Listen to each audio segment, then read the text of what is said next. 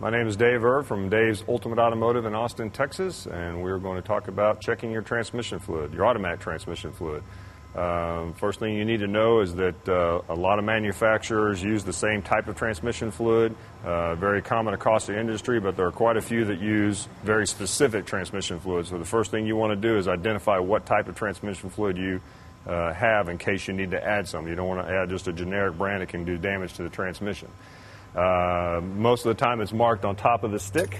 In this case, it is Merc on 5, which is a specific to Ford.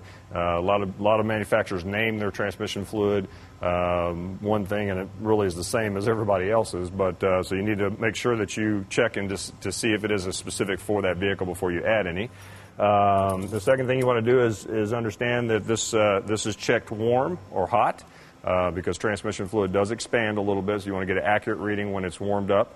So go ahead and warm the vehicle up before you check this. You want to check it on level ground, and you want to check it running in park. So look around and make sure there's nothing you're going to get your hands into or your clothing into when you lean over while the vehicle is running. So then we want to go ahead and start the car up. Okay. We want to go ahead and pull the dipstick out and clean it off. Put the dipstick back in, make sure it seats all the way down in, and then pull it back out again, keeping it straight down so the fluid doesn't run up the stick. And what you're looking for is to be between the minimum and maximum level, which is in this grid right here. So most dipsticks will have a grid like this on it. You want to look for color. Most transmission fluid is almost a pinkish clear color. Once it starts to become brown or dark, that's an indication the fluid's life is has been used up, and that's when transmission problems can start.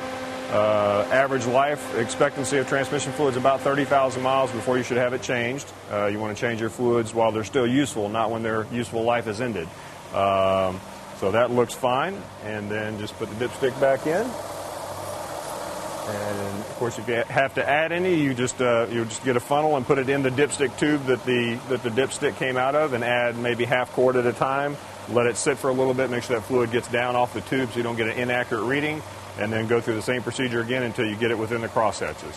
Transmission fluid is not something you would normally burn or lose, so if you are low or getting low, I would suspect a leak somewhere, and I would look for that.